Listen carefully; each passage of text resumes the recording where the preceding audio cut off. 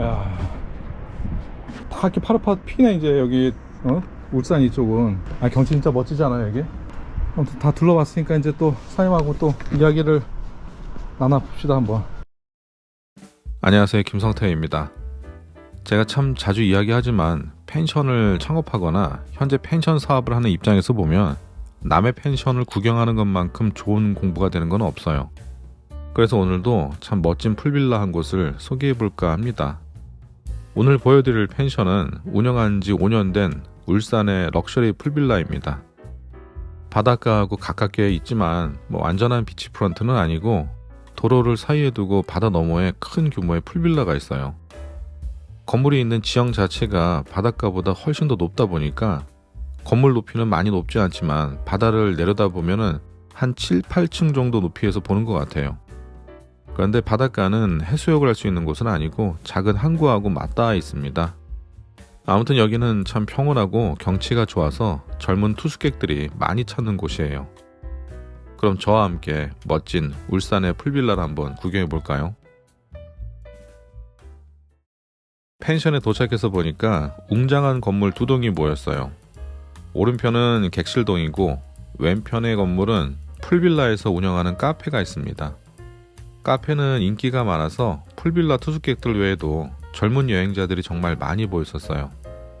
제 생각에는 카페에서도 좋은 매출을 만들고 있지 않을까 하는 생각이 들더라고요.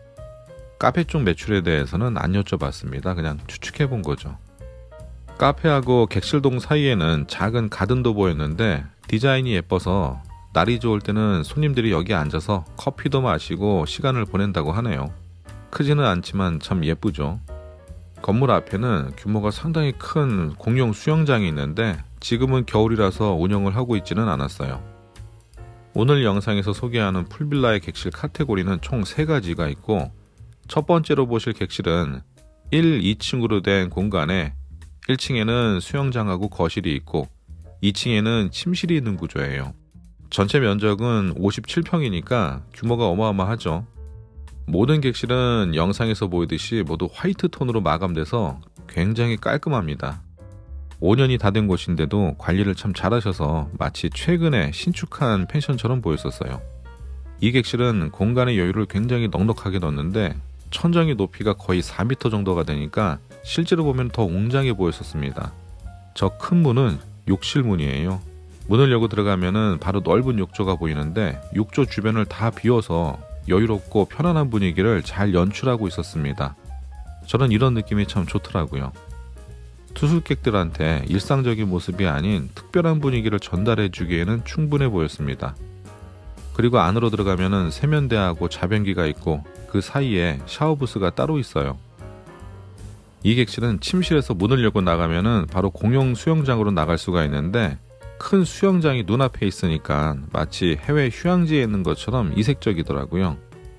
아래층으로 내려가면은 개인 풀장하고 거실 그리고 주방이 있습니다. 계단마다 켜진 예쁜 조명을 따라 내려가다 보면 생각보다 큰 공간에 한번 놀라게 되는데요. 여유 있는 공간이 시원해 보이기도 하지만 화이트 톤을 많이 사용해서 그런지 조금은 허전한 듯하게 보이기도 했어요. 사실 이런 풀빌라를 그냥 조용히 쉬러 오는 사람들 별로 없잖아요. 큰 규모가 됐던 소소하게 작은 규모가 됐던 파티를 하러 왔으니까 파티를 하기 좋은 분위기로 연출하면 더 좋겠죠. 주방하고 거실을 연계해서 좀 더 스타일링 작업을 하면 좋겠다 싶었어요. 물론 그 부분도 잘 설명해 드렸습니다. 두 번째 볼 객실은 한 층에 실내 수영장하고 침실이 함께 있는 그러니까 스튜디오 형식의 객실인데 트여있는 구조고 더군다나 워낙 넓어서 시원시원한 분위기가 정말 좋았던 곳이에요. 지금 보실 객실이 51평이나 됩니다. 여기도 굉장히 넓죠. 사실 이 풀빌라는 하드웨어적인 부분에서는 크게 손댈 게 별로 없어 보였었어요. 대체로 참 예쁘지만 그래도 단점을 찾는다면은 차가운 색의 화이트 톤이 조금 아쉬웠는데 그런 부분들은 조명으로 충분히 커버가 가능하고 조금은 따뜻한 이미지의 소품들을 채워놓으면은 지금보다 훨씬 더 멋진 객실이 될 수 있을 거라고 생각됐었어요. 이 객실도 개인 수영장이 꽤 큰 편이었었어요. 6m, 4m니까 스위밍을 하긴 좀 어렵지만 이 정도면 꽤 큰 프런지 풀릴 정도라고 생각이 됩니다. 여기도 욕실의 디자인은 거의 같았어요. 굉장히 높은 천정에 샤워부스하고 욕조는 따로 분리가 되어 있고 가장 안쪽에는 좌변기가 놓여 있었어요. 실내에 바베큐장이 있습니다. 사실 실내라고 할 수는 없죠. 실내 문을 통해서 바베큐장으로 들어갈 수 있기는 한데 바베큐장은 야외에 노출된 형태였었어요. 아무래도 냄새나 안전 때문에 이렇게 만든 거겠죠. 그런데 저런 테이블은 너무 흔하게 봤잖아요. 관리하기는 편하지만 좀 더 예쁜 테이블하고 의자로 바꿔주면 어떨까 생각되네요. 이제 이 펜션에서 가장 인기 있는 객실을 보여드리겠습니다. 엘리베이터를 타고 가장 위층으로 가는 중인데요.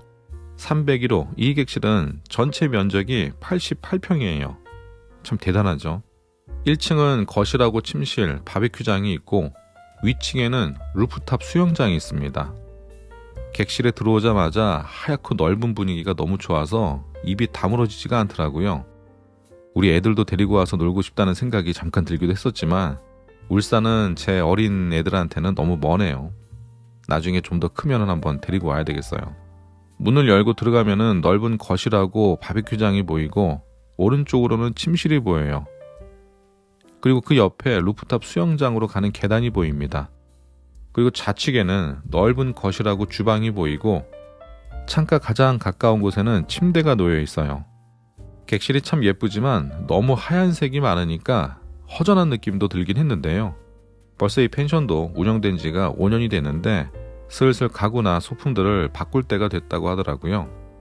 이번에 바꿀 때는 시선을 좀 잡아둘 수 있는 좀 더 진득한 색상의 가구하고 소품을 이용하는 것도 좋을 것 같네요. 소파의 경우에는 좀 더 릴렉스 할 수 있는 게 더 좋죠. 좀 더 깊게 푹 앉을 수 있는 그런 소파가 좋고 쿠션은 좀 더 강한 색상이 좋을 것 같네요. 그리고 패브릭 소재들은 따뜻한 이미지가 좋을 것 같아요. 하얀 객실하고 따뜻한 느낌의 패브릭은 조화가 참 좋거든요. 따뜻한 소재는 색에서도 찾을 수 있지만 패브릭의 면이 단단한 것보다는 좀 더 부드러운 소재가 될 수 있어요. 그래서 벤치마킹 할 만한 사진들도 여기 사장님한테 정말 많이 보여드렸었어요. 이제 계단을 통해서 루프탑 수영장으로 올라갑니다. 나무 계단이 참 따뜻한 느낌이죠. 큰 수영장 너머로 파란 바닷가 경치는 정말 최고라는 말밖에는 안 나오더라고요. 수영장의 크기는 총 10m, 폭은 3m예요. 물론 수영장이 커서 대단하기도 하지만 저는 경치가 정말 다 했다고 생각했었어요. 정말 최고였습니다. 기역자 모양으로 만들어진 수영장은 온수 수영장이에요. 그래서 사계절 모두 이용할 수는 있는데 이 수영장이 다른 객실하고는 다르게 완전히 오픈되어 있기도 하고 또 루프탑에 있기 때문에 히팅을 하는 게 쉽지는 않다고 하네요. 물론 젊은 사람들은 꽤 추워도 풍덩풍덩 잘만 들어간다고 하지만 여러 이유 때문에 지금은 겨울 2달 정도는 수영장을 이용할 수 없다고 합니다.